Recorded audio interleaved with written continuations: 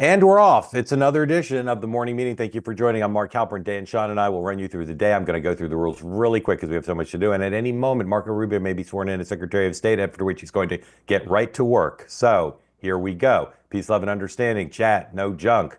YouTube, Twitter, whatever. If you're here on the platform, raise your hand. We love new people. Thank you. All right. As I said, Marco Rubio may be sworn at this hour. If it happens, we will bring it to you live. So stand by for that. He's the only one fully confirmed so far, but there's a lot in the pipeline. We'll get to that in a minute. Donald J. Trump, first full day as president of the United States. Again, 11 o'clock this morning, attends a prayer breakfast at the Washington National Cathedral. If you get my Substack, you can click on a link and read all about who else is going to be there. It's going to be a very colorful event. Fascinating to see. Yes, no, very quickly. Sean, Dan, first, how are you both doing? Good. Glad to hear it.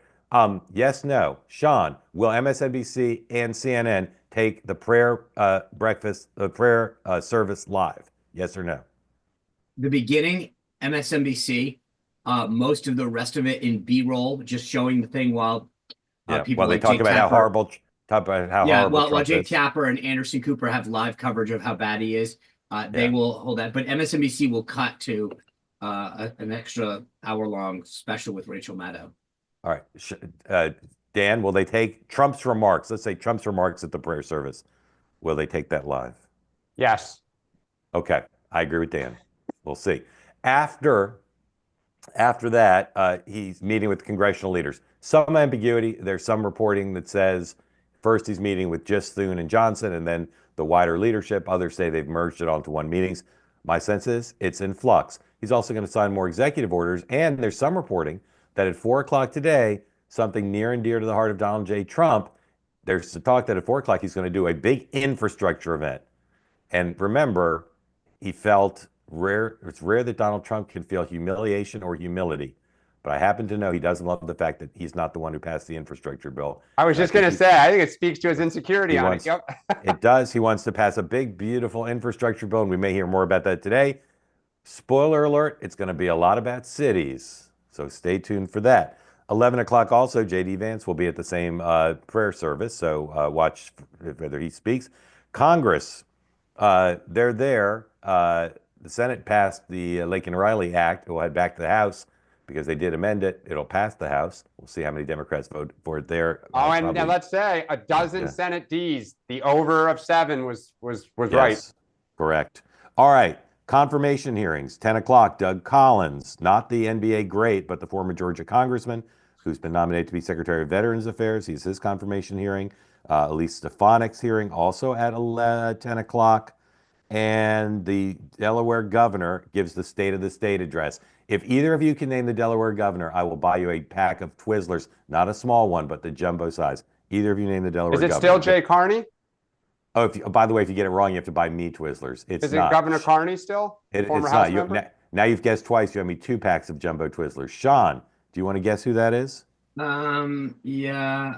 Stop it. Stop it. A little slow. It's somebody named Matt Meyer. Matt Meyer. Yeah, That's Matt Meyer.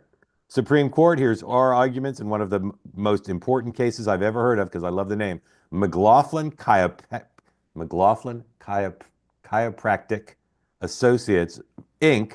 versus McKesson Corporation. That's a case about district court authority over the FCC. I don't know why the FCC has anything to do with chiropractors, but apparently it does. All right. And then the House Rules Committee is meeting to discuss the Fix Our Forests Act, which obviously has particular resonance now for everyone, particularly the people of Southern California. All right. I've never covered anything like yesterday that I remember. I mean, just a torrent of news, and there's all sorts of things. One thing I want to clarify, because we're going to talk about J6, incredibly emotional topic for obvious reasons.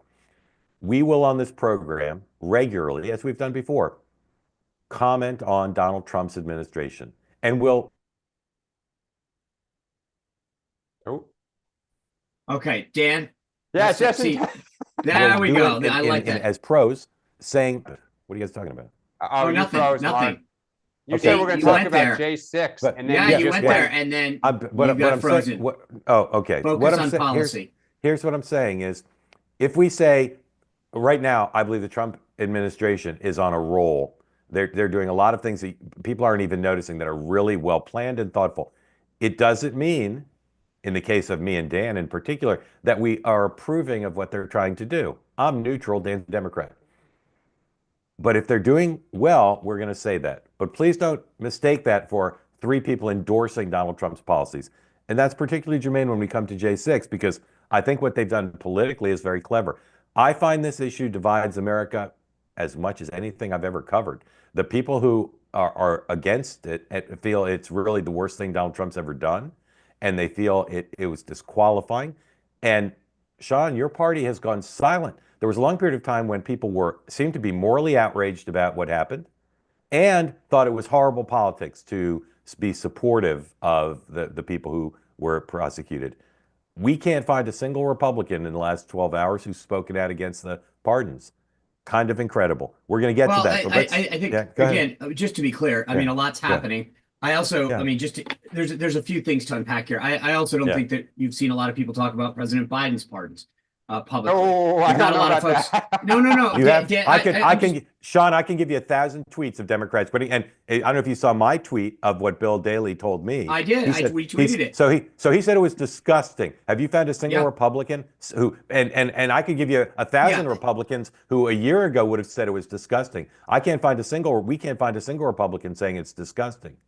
Well, again, there's a couple things to break down here. One, it just happened. So let's slow down a little. Two, I think there are people, when part of this was, I was searching online this morning, trying to distinguish, because J.D. Vance and others, as we've discussed before, have talked about the difference between people who perpetrated violence against law enforcement officials and people who were merely there or, didn't committed a sort of what would be considered a misdemeanor offense. I was literally trying to read through, because some of the reporting was not very thorough or explanatory when it came to what happened. I stand by the fact that I don't support violence against law enforcement officials. And I think there's a big difference when you dig into this. I've had Alan Dershowitz and others on my podcast. There are a lot of people that got rolled up in this that literally were in the wrong place at the wrong time. And there is a big difference between grouping everybody together and those who committed violence or acts of violence against a law enforcement official. And I think that we have to be differentiate between those two groups of people. I said on my show last night, I don't know enough about the individual cases. I'm embarrassed to say. I just haven't had time. But Sean, what you just said is a little bit misleading, because we know, even though you're right, the reporting bites, we do know that people got pardons who didn't necessarily commit violence against law enforcement, but they did way more than be in the wrong place at the wrong time, right? People, 1,500 people got pardoned. I guarantee you, apologies again, I don't know about the individual cases as I should. People were pardoned who did more than just, hey, what am I doing? But you're saying I was misleading. I was not, Mark. No, I literally distinguished between the different groups of people that are there, and there's a difference. You posited that if we take literally what you just said, and I don't want to fight you about it, because my main message on this is I want this platform to try to bring the country together around this issue. But I'm just saying what you did is going to inflame people on the left. I believe, I say respectfully, you posited, if I take literally what you said, you seem to be positing two groups: people who committed violence against law enforcement and people who were in the wrong place at the wrong time. I did. I stand by that. There are obviously people, I know of cases, there are people who are not in that category. There are people who plotted to invade the Capitol, who didn't commit violence against law enforcement. That's a third category. And those people got pardons. I mean, look, whether or not there are those who harmed police officers and harmed property. Like, it's not just any old place. It's the United States Capitol on the day they were certifying the election. The intent was to stop the certification of the election. Like, full stop there. So to me, it's outrageous. And like, I understand that some people feel like there should be a differentiation and that the folks should be split in two different camps. On the other hand, what is so normal about this is Trump telegraphed this. He said it for a year. The country, I don't think there's a single voter who went to the polls who did not in some way or form take this into consideration in casting their vote. So to me, as much as it kind of really makes me upset, I can just move past it because the country spoke.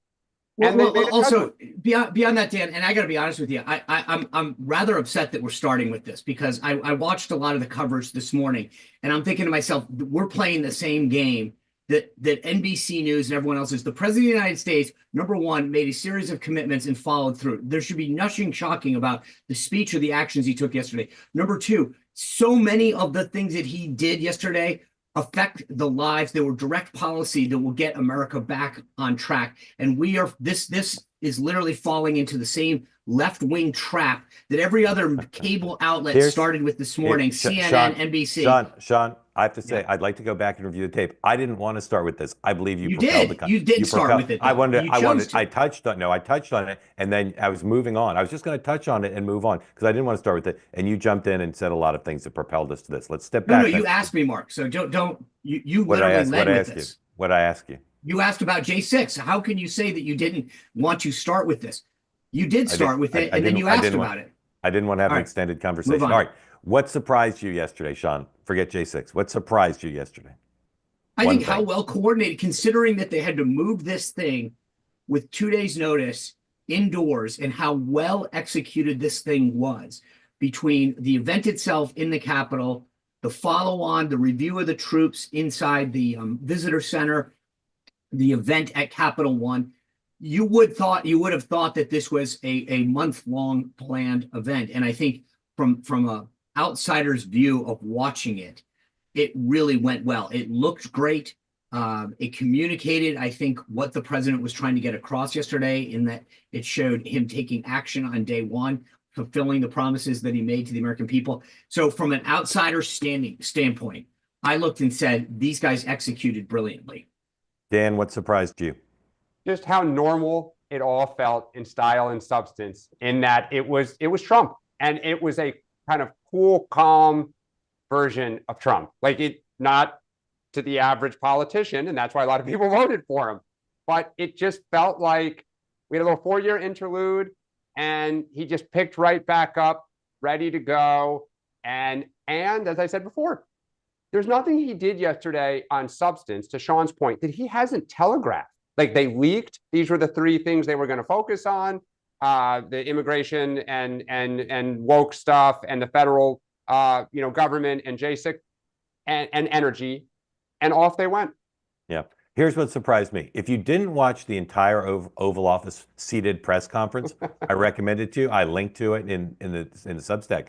It was incredible. I've predicted he'll take more questions from the media by Valentine's Day than Joe Biden took in all of 2024, and he practically did it yesterday. He just sat there taking question after question. They'd hand him an executive order, they'd say what it was, Trump would make some quip about it, and then they'd just throw questions at him. But you know what, Mark, too? It also just highlighted how Joe Biden could not do the performative aspects of the job. I mean, and Biden knows, and Trump knows that. Yeah, and well, so I mean, it just felt like I have to admit, even as a Democrat, like, I was like, God, I can't wait till we get a president that has energy, engages, and is like front foot, not like sitting there kind of like, Okay, you think about how many times he spoke yesterday, the energy that I'm exhausted, and I didn't give a single speech. Yeah. Okay, but here's what surprised me. It didn't surprise me, sat and took the questions. What surprised me was, I watched the whole thing. There was one question that threw him off. Everything else, he was like, la, la, la, la, la, got this. Here's the one question that threw him off. 101, please. Can you confirm that you have added back the Diet Coke button? I think this, first of all, I just got here. So my people came in. They have extraordinary decorator sense, right? Let me just see some of the pictures. That's a good one. I could live with him. I could live with George Washington, I can tell you. I could live with Thomas Jefferson. The Journal reported 2 hours before that event that they restored the button in the Oval Office that he had the first term, that Biden took out, that if you press the button, they bring you a Diet Coke. Now, Sean, you're more of a student of Donald Trump than I am, but to me, he didn't answer the question. He made that face. That's his awkward face. Why is he so uncomfortable being asked about if you put the Diet Coke button back? I kind of took it. I mean, he also got asked a question about drones that I thought was frankly more interesting, in the sense that he was asked Susie Wild, hey, I do want to know about that, I'll follow up. But with respect to the thing, I think part of it is because he really wanted to come in and be serious, and then you have a question about Diet Coke and buttons, and I mean, he knew it was there. So just to be clear, it's not like it threw him off. But I think it's just that he really wanted yesterday to be a show of force when it came to what he was getting done, and it was an attempt to kind of take him off course. Okay, that's good. Now, that's a good answer. Now, this is not surprising, but it's something that the Democrats they got 20 things they got to grapple with. They were nowhere yesterday. They got to figure out how to deal with this. Here are two of the many moments he had yesterday, photo ops, that, again, you could say, who cares, stupid photo op. But this stuff is what helped him get elected, and it's clear he's going to continue to do it in the Oval Office. It's extremely powerful. Please roll 102 and 103.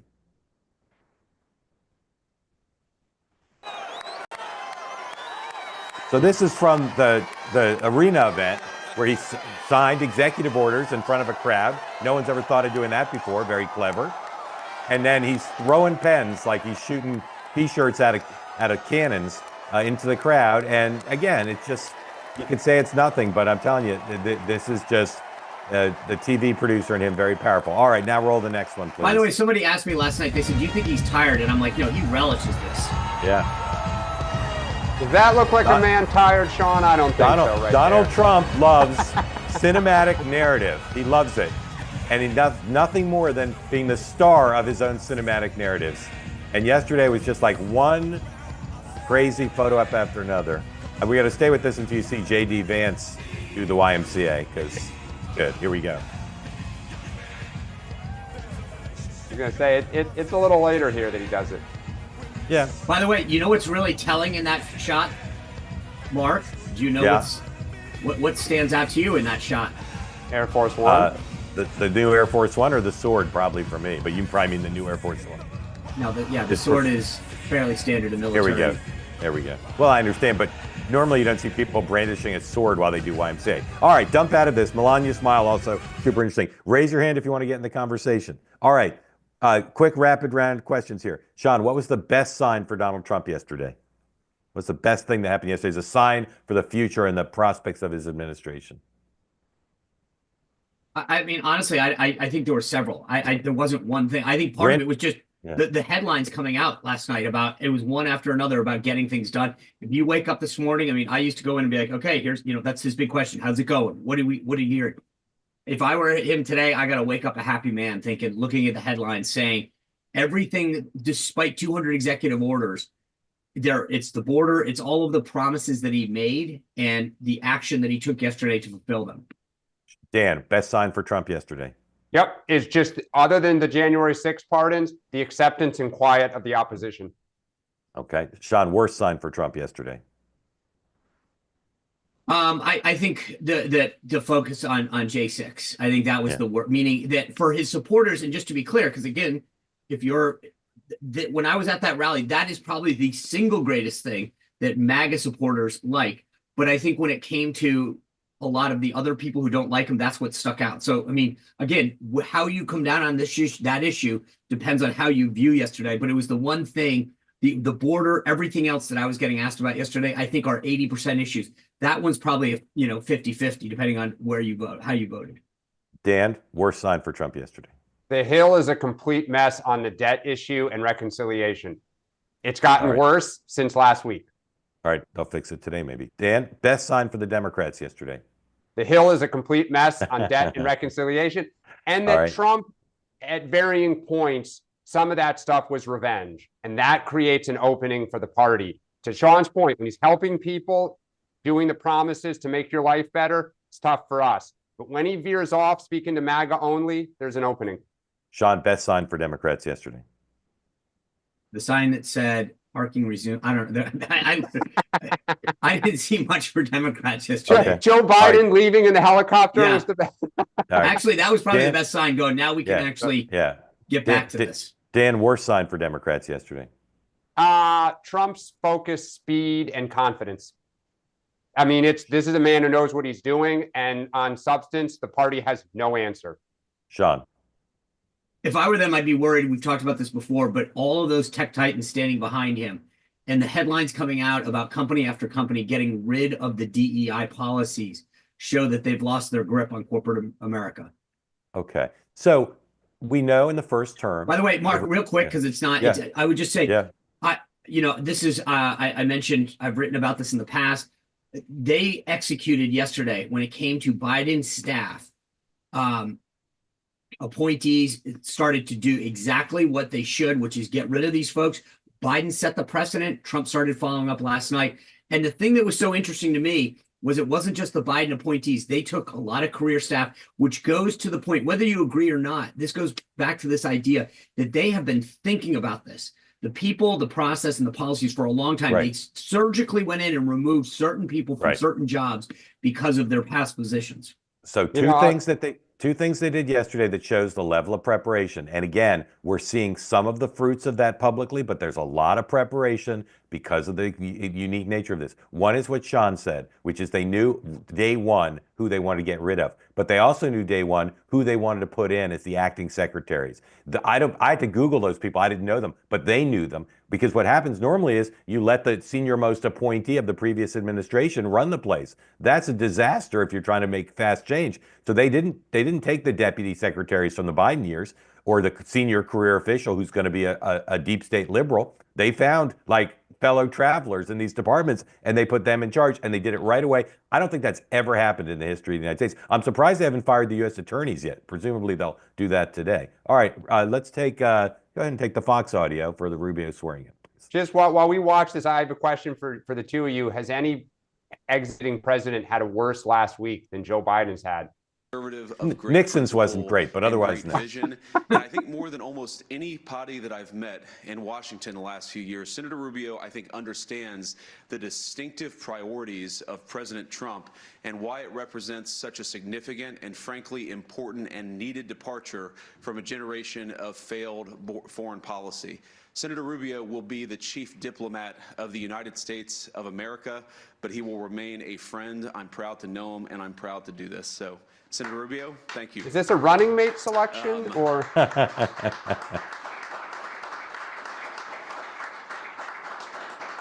also, of course, want to thank President Trump for nominating Senator Rubio and giving me a first easy swearing in. This is the first time I've ever sworn in an official in the United States government. And I want to thank Senator Jim Risch and his family for making this easy. You guys got this done and got it done very quickly, 99-0. Right? I think even I wouldn't have got close to 99-0. So, Senator Rubio, it's a great testament to your career of service. And this is a new chapter, man. But I think you're going to do great. So, great. So, I think that we're going to administer the oath. And then, Senator, you'll say a Mark, few words. by the Is that way, right? there's great symmetry. Okay. Two young stars on the right and old Jim Clyburn on the left. I, Marco Rubio. I, Marco Rubio. Do solemnly swear. Do solemnly swear. That I will support and defend. That I will support and defend. The Constitution of the United States. The Constitution of the United States. Against all enemies. Against all enemies. Foreign and domestic. Foreign and domestic. That I will bear true faith and allegiance to the same. That I will bear true faith and allegiance to the same. That I take this obligation freely. That I take this obligation freely. Without any mental reservation or purpose of evasion. Without any mental reservation or purpose of evasion. And that I will well and faithfully discharge. And that I will well and faithfully discharge. The duties of the office on which I am about to enter. The duties of the office of which I'm about to enter. So help you God. So help me God. Congratulations, Mr. Secretary.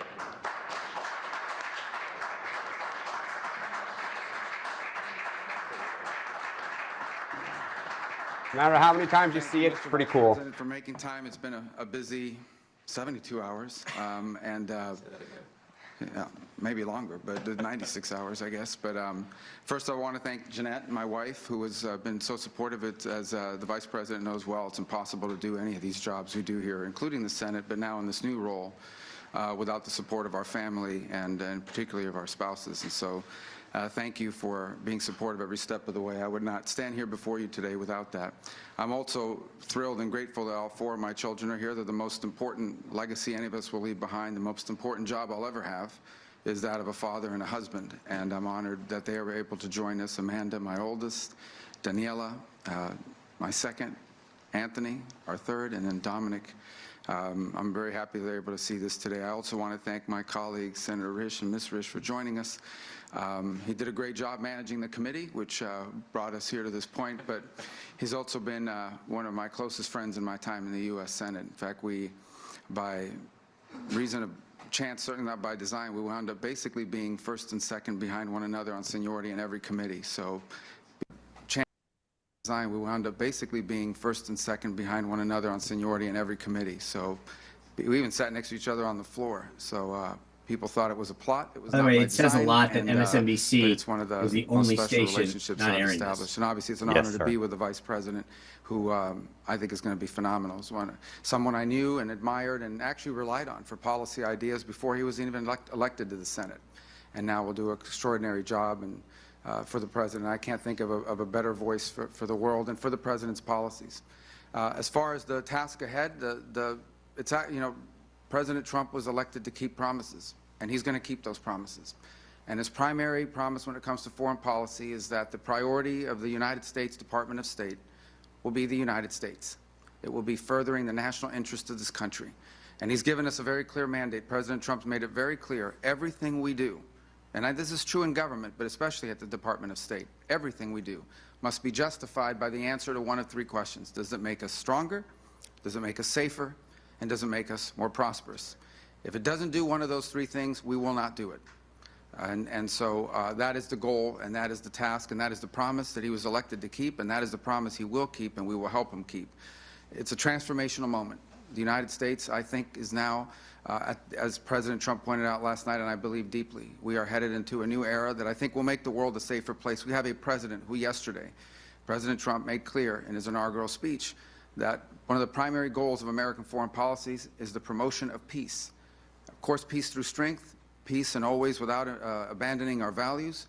But I think it's extraordinary that it's something that needs to be said and hasn't been said enough in recent memory. And we look forward to being a key part of helping the president achieve his agenda that he has a clear mandate to keep. If I may take the liberty for just 15 seconds to say something in Spanish, because I know a lot of people back home would be very proud, and I want to make sure I acknowledge that. Quiero darle las gracias a Dios, a mi familia que no está aquí con nosotros hoy, a mis padres que vinieron en este país en el año 1956, y el propósito de su vida fue que nosotros pudiéramos vivir los sueños que no fueron posibles para ellos. Es un honor increíble ser el secretario de Estado del país más poderoso y más bueno en la historia de toda la humanidad.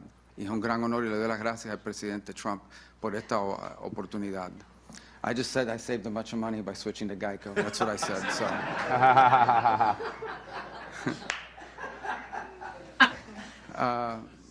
What do you think the first country is he goes to? Thanking Almighty God. He's going to go to Latin America. My Lord and Savior Jesus Christ. Let's finish up with him. It's truly the singular purpose possible with God's blessings. I'm honored and I'm privileged, cognizant of responsibility, and I want to thank President Trump for his confidence. We will work hard every second of the day to help him achieve the agenda the American people have given him to achieve. Thank you. Thanks for being a part of this today. God bless all. Okay. Thank So you. one of the Thank things, you. Dan, the answer to your question is, I believe his first trip is going to be to Latin America unless there's some emergency he has to tend to.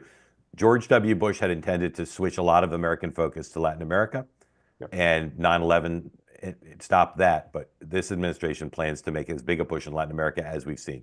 All right. Real quick, because we took that, I'm glad we did, and I want to get to questions from the community. So I'm going to just do a rapid round for some topics and just give me quick answers to everything.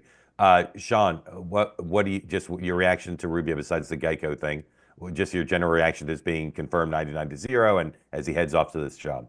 Yeah, I'm a USAA kind of guy.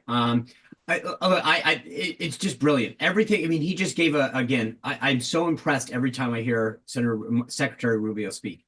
He is brilliant. He will do a great job. And it goes back to something you said the other day with respect to the people that who Trump was going to pick and whether they take the job or not. I can't think of a more qualified choice for that than him. And there's a reason the Senate voted 99-0 because Marco Rubio is going to crush it. And I'm really excited about what he'll do for our country. But I'm just so impressed with that guy. Dan. Just really impressive. He's got a bright future. And I could see those two standing next to each other 4 years from now. Just, Paul, throw Fox back up real quick because the woman who's replaced Rubio in the Senate, Ashley Mooney, is being interviewed. I just want everybody to get it, just like a little taste of her personality here because she's a new senator. How to staff your office and what kind of shoes to wear. Well, you know, my excitement has carried me every day. As you may remember, the last 4 years as Attorney General of Florida, we have fought so hard pushing back on this disastrous immigration policies coming out of the Biden administration. I found out last Wednesday night that Governor DeSantis was going to appoint me to the Senate.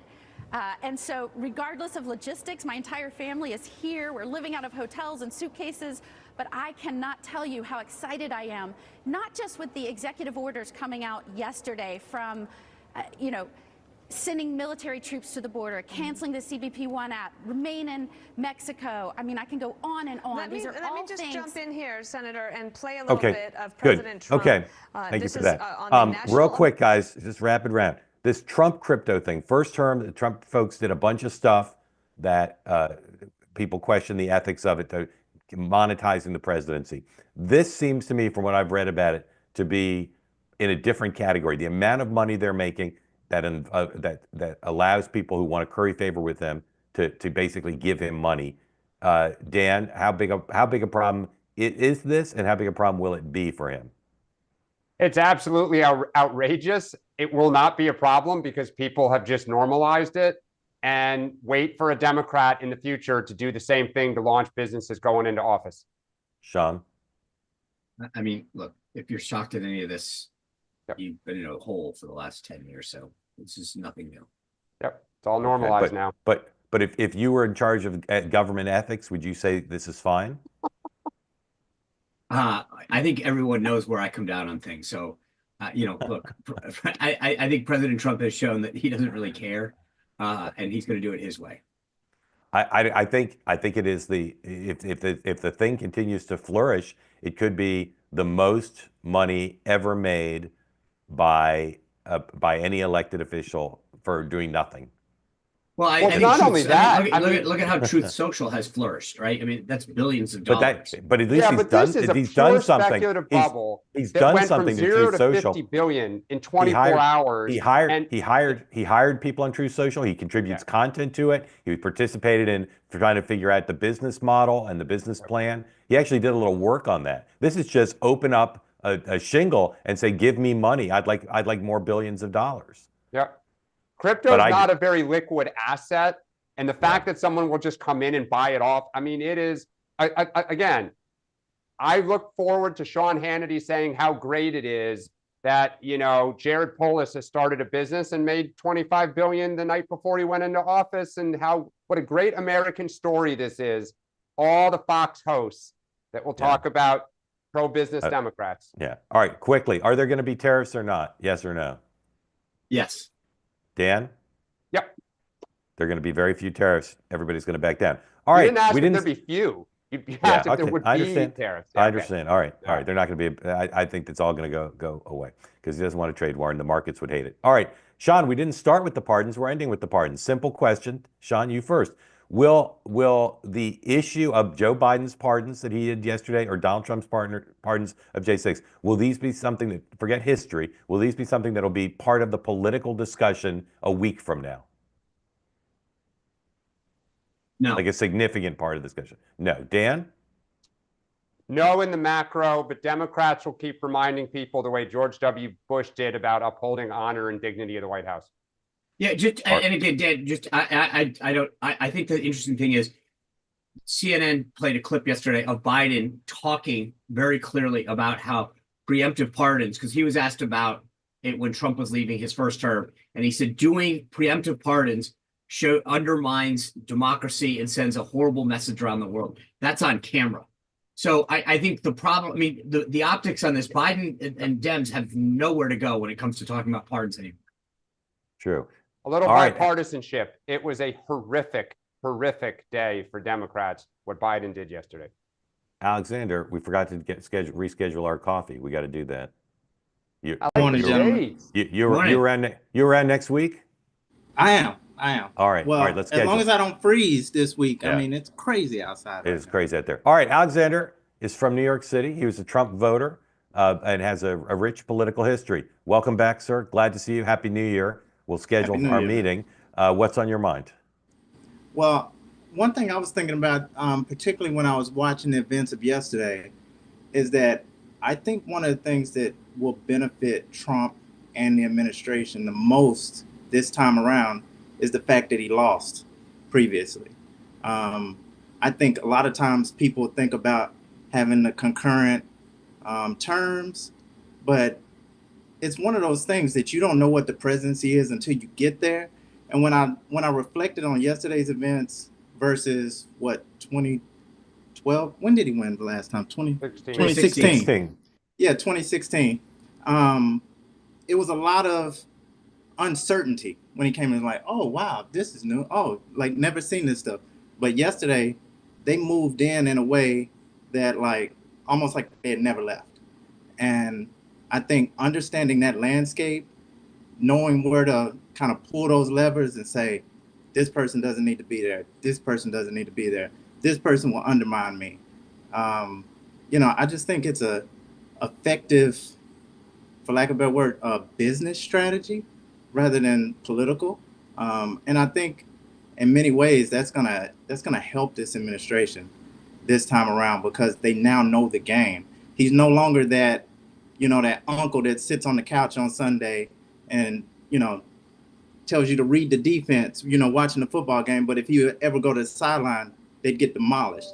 Now he's been a coach before. He's been in the game before. And Alexander, I love the analogy because, if you've ever played sports before, that when you play, the first thing the coach says when you're playing a team that you played before is remember what they did last time. So-and-so went right. We got flanked there and we got to cover this, or they kick long, or, if you listen to a baseball game, it's, even the announcers will tell you, when you go up against that batter, the pitcher tends to throw this way, whatever.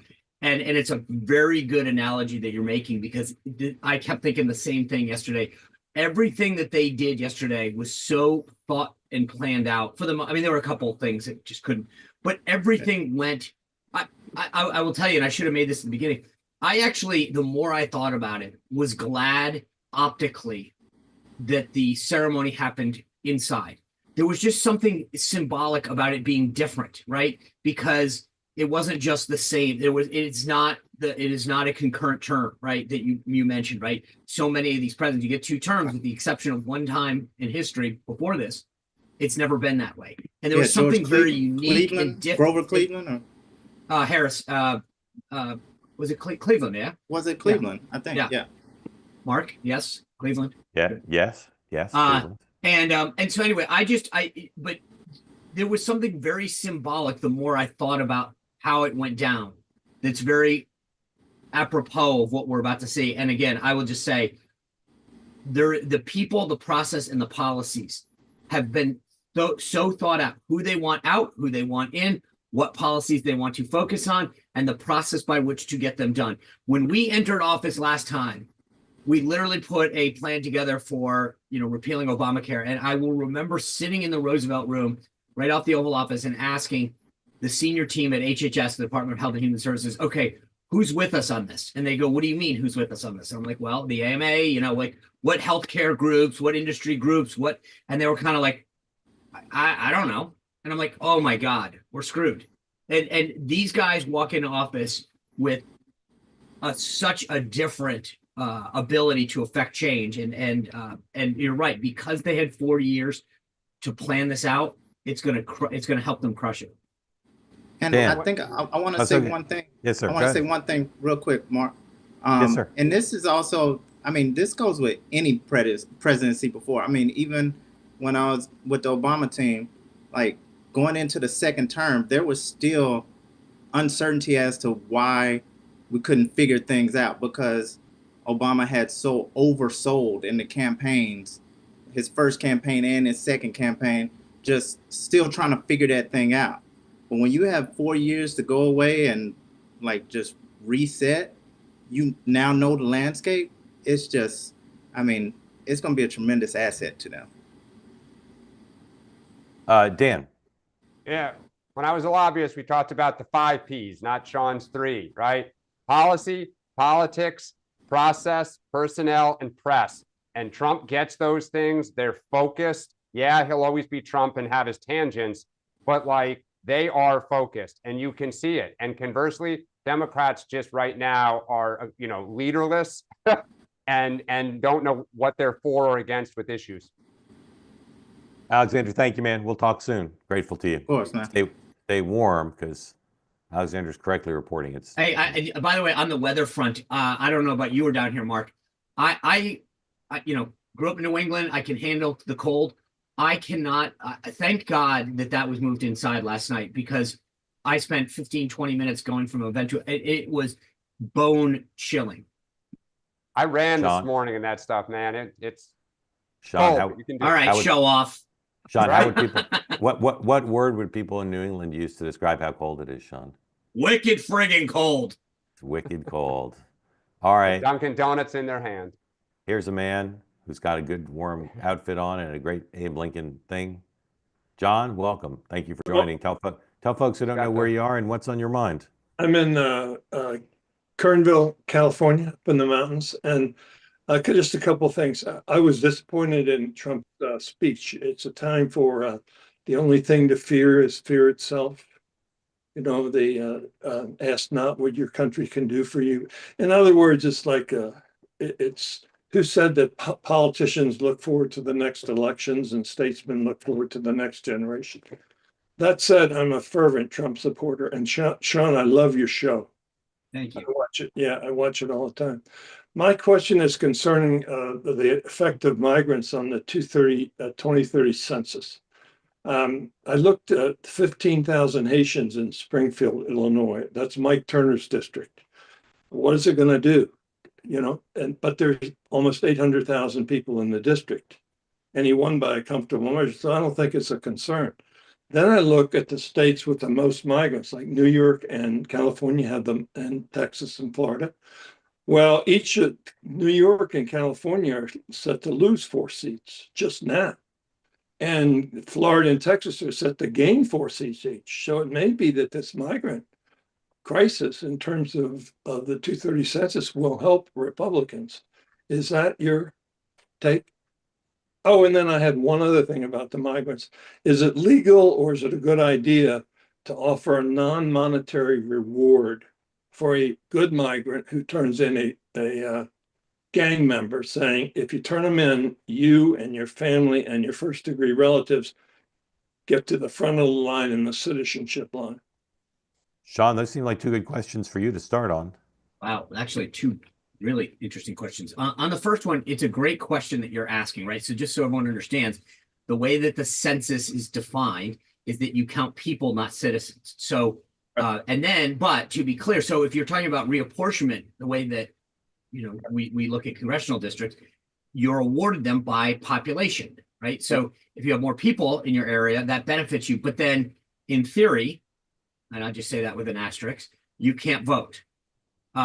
And so this is a really interesting question that you're asking, and I'm ill-equipped to fully answer it, because part of this is looking at the demography and figuring out where everybody is, where they were, how that would affect the population centers, how we would push congressional districts, et cetera. And then obviously when the states then go to draw those districts, depending on who's in control of those state houses, would impact how that lays out. So it's a great question that frankly, I just am not capable of fully answering. On the second one, I'm a little. Could you ask somebody who might know? Yeah, but I guess the question, John, or the answer I'd give you is all of those things, right? So you'd say, okay, if you look at this is who's going to win and lose, right? Texas and Florida will gain, or Colorado would lose, something like that. And then you'd have to go in and say, okay, who controls not just the state houses now, but who would control them in 2030 to then draw. So there's a lot of X factors is kind of what I'm saying. Yeah. Dan. Yeah, I think, it's an interesting question, John, because I think it was the New York Times over the summer interviewed a bunch of Latinos in Nevada, some of whom were legal and some of whom were not. And some of the illegals were voting for, said they were going to try to vote for Trump because we're here. We don't really think he's actually going to kick us out. It's like the bad actors and that's other people. So I don't think it's a given that if you deport them, it would be to the Democrats' detriment. Trump did just win Latinos, and not that all immigrants are Latinos, but a significant number are of that descent. I think Democrats are in trouble after redistricting for a lot of reasons, just because people are leaving the cold and going to warm destinations and low tax states versus high tax states, et cetera. On your second part, I personally am very uncomfortable asking neighbors to turn on neighbors and try to assume that if they're legal or they're not. Did they, I don't necessarily wouldn't know if somebody committed a crime unless they kind of bragged about it, or like, hey, my dad, was arrested and is a, criminal and illegal. So I Right. think communities could be torn apart. If So you you think it's a bad idea? Yes, I agree with I that. do I just, for society, yes. yeah, But I just don't hear like, you. yeah, I agree with Dan. I just don't think trying to get people to rat out other people is the way to go, because it can be done in a very nefarious way, which is I call up and say, hey, I don't think Dan Turrentine committed this crime, and you sent. I mean, you're right. So, I mean, frankly, here's my answer to this: if you know somebody who has committed a crime or is a criminal, you should contact authorities. I mean, full stop. Not but for the right reasons, and not have to be rewarded for it. One quick question to Dan. Dan, you know that men who show their teeth when they smile are gay and don't know it? You know that, don't you? All right, we're gonna leave I do not, but all right. John, we're gonna leave that uncommented because I got two pieces of news I need to share that have occurred in a moment. John, thank you for joining. First, I should have predicted this because I thought it, but I didn't tweet it. It was reported last week that Elon Musk was going to have an office in the old executive office building. We talked about I just would have had to cross West Executive Avenue. The New York Times is now reporting what I knew was going to happen is he's going to have a West Wing office. That guy's not going to be in. The thing about that is there's just not a lot of real estate. I mean, like the first floor, if you will, coming in from West Exec is not no one would want real. I mean, there's some smaller offices down there, the photo office. The next floor is the VP, the chief of staff, the press secretary, lower press, upper press. And then the second floor is where the National Economic Council, the director, Ivanka had her office up there. But there's just not public engagement. Public engagement's across the street. No, well, it depends on administration. Like Valerie Jarrett had that office. Oh, but but she wasn't. I mean, wasn't she counselor of the president? Well, I forget exactly what her title was, but I'm talking about the job where you deal with like the business community and nonprofits and all that. Look, so this is crazy. I bet he gets that office. That's my prediction. Is that's the office he'll get. All right, it's a nice office. Wait, hold on the second floor. By the end of the year, by the end of the calendar year, is Elon Musk still in the White House and a member of the team? Yes. Yeah. You know what'll be interesting, Mark? I know this is you want to go down a weird trail. Last time, I think it was 5 senior staffers got full Secret Service protection, right? Yeah. So you always get the chief of staff, the national security advisor. The question is, does Elon get a full detail? Can you get a detail if you're not a government employee like that? He's not going to be a government employee. I mean, I'm sure he has to be something because you can't get a badge and get a West Wing office if you're not. I mean, well, he's the richest man in the world. That's what he is. I'll tell you the thing about Musk, and maybe this point's been made elsewhere, but I thought of it yesterday after this controversy over his so-called salute, which was just like obviously just a moment of exuberance. You could go on YouTube and find 100 athletes doing that exact motion. Whole thing's insane. But one of the ways Democrats have never figured out how to deal with Trump is he does something controversial, and then they spend a week obsessing over it. The public does not care. He focuses on issues that test 70-30 or 80-20, and they're obsessing over whatever, whether he's paying fair rent or getting too much money from the Secret Service for staying at Mar-a-Lago. Elon is like a Trump-sized lightning rod. And so now they've got a whole second person who can do stuff to discombobulate the left and have Elizabeth Warren write a long letter and Ed Markey go on Twitter. So my point is having him around is great because it's a whole other set of diversions. Now, sometimes the things they do are outrageous and deserve scrutiny, but the point is it mostly doesn't stick. So it's just another whole opportunity to screw with the Democrats in a way that's difficult to deal with. The other news is Josh Kraft, the heir to the New England Patriot fortune, Robert Kraft's son, is jumping into the Boston mayor's race. I don't know, is Mayor Wu term limited? I don't think Boston mayors have term limits. I don't know if she's running again or not. I don't think so. You don't think what? I know that if you think back, who was wasn't it who was the labor secretary that went on to head he's Players Association now, right? Marty Walsh. Yeah, he was several terms, so and someone is just saying Wu is first term and is running. And that's interesting. I used to raise money from the Kraft family. Robert is very hesitant to get too into politics. Like he is historically except he loves Trump. Well, he does because the Mar-a-Lago connection and like they go back into social circles. But that's interesting. The Sun's getting in. Yeah, but Josh Kraft against Mayor Wu, that's a titanic contest. I only care this New England. The thing about Marty Walsh's New England accent, Sean, is so thick, I can't understand a word he says. It's like reading the Canterbury Tales when that guy talks. It's the equivalent All of right. like a British accent. Like you have to slow down. Yeah, but it's very thick.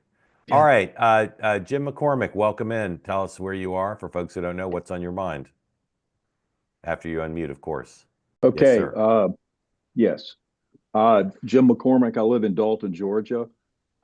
Just a few that's where facts that's where Marla Maples is from. Yes, and it's the carpet capital of the world. Carpet capital of the world. Thank you. I will give you a few facts on that. When I moved here 45 years ago, we had, I think, about 5 Hispanics in Dalton. Now we have 50,000. Those people work in our carpet industry. I bet. I would say most of them are legal, and they have been assimilated into the community, and we love all the people there. Yeah. So we have been in a community where that has been a good thing, and because we couldn't get anybody to work because we employ 28,000 people at the company I used to work for, and so it's a lot of people. It's a great success story of assimilation. Yes. Now, my real question, though, is this. Because of J6, I could not vote for Trump. And this is a question for Sean. And just based on the CBS News, it said Trump extended clemency to those convicted of violent or serious crimes, including assaulting police officers and seditious conspiracy. That was what J.D. Vance was saying earlier, maybe they would exclude. I think my question is this. Just because he said he was going to do it didn't make it right. And I think my serious question is, going forward, where is a line too far? I'm for what is happening in about 90% of what I see. I don't think tariffs are right. But my question is, I think pardoning these people is different than what Biden did, because this was an assault on the country that affects everybody and affects the rule of law. And if we say we can attack police officers and others, I just think that's wrong. And I just like to hear your comments on that. Jim, thank you. Great, well framed. Sean. Yeah. Look, I will just say this. I don't want to belabor this, and I think it's a very like an hour or 2 hour discussion. I've said this before. I'll say it again. I don't support or condone in any way assaulting law enforcement officers, or frankly anyone for that matter. I've been very clear forever that I just don't understand why violence is acceptable. And just understand what Mark said at the beginning of this thing. Like, part of what the goal of this platform to do is to explain what's going on and why, as opposed to just come out, right? So my personal views are one thing. Trying to explain to you guys what's happening and why is hopefully part of the ethos of what we do here. And I think that when you look back for a lot of folks on the right and they see what happened during the riots throughout the country, during the BLM riots, and people walking away from assaulting people there, from violence, from vandalism, from destruction, and say very few people paid any kind of consequence. Again, that's not to condone it in any way, shape, or form, but it is to just understand that once things like that happen, a lot of people said, so wait a second, why is one group being treated one way? Why is another being treated another? For several people involved in January 6th, as I mentioned, I've had Alan Dershowitz on my podcast. He's got clients that literally have not had due process, and no one will pay attention to that. And I think that there are a lot of issues, and that's why I'm saying it's a much bigger and broader conversation. That being said, I will again reiterate the fact that I don't think violence is ever warranted or should be condoned. Jim, Dan, what do you think? Jim, I think it's a great question, and I agree with you. I think I go back to whether people were violent against police or not. The act was to storm the Capitol to stop the certification of an election. And what they were motivated by, a lot of it was lies, in my opinion.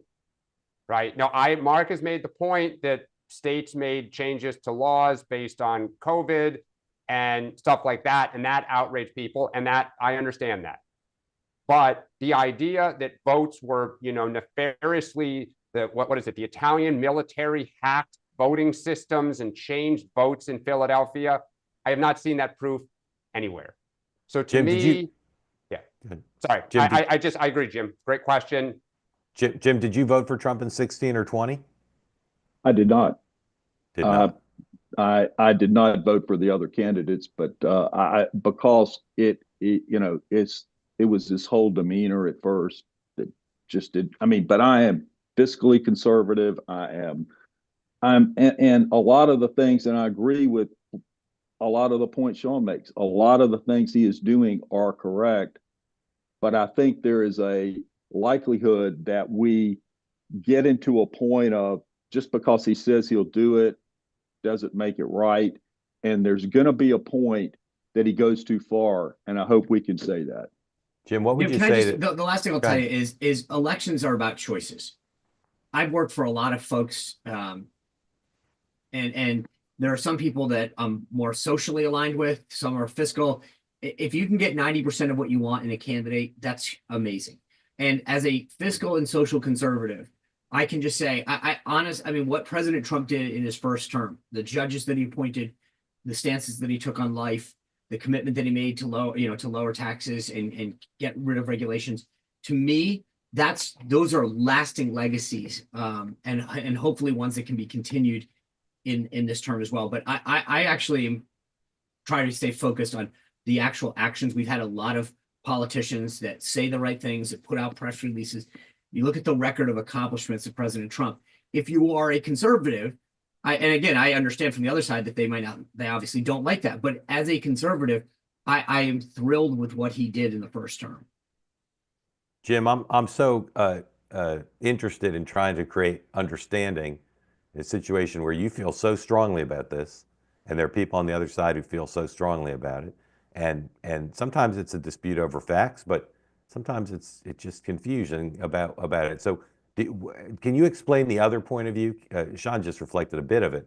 So one point of view is, well, if it's a choice, and you may not like January 6th, but the things about Kamala Harris you like less. Can you explain why you think tens of millions of Americans are not, as you are, troubled by January 6th? Can I explain why people are not troubled by it? Like what? How would you empathize with their point of view if you can? Okay. I think simply because of the policies on the other side that were that we went down the DEI rabbit holes, and this, that there were ways to get out, and a lot of the policies were enabling us to get out of it. I have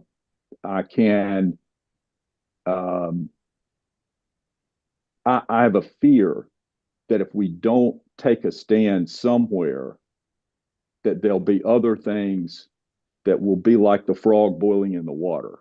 Yeah. And that we've just become accustomed to things, and that it just goes too far. And I guess my question for all of us is, what is too far in your own mind?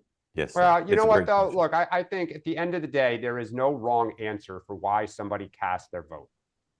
Everyone has their own motivating factors.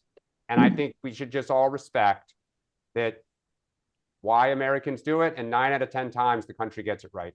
Yeah. Jim, one last question. I want to bring Governor McCrory in to close this out.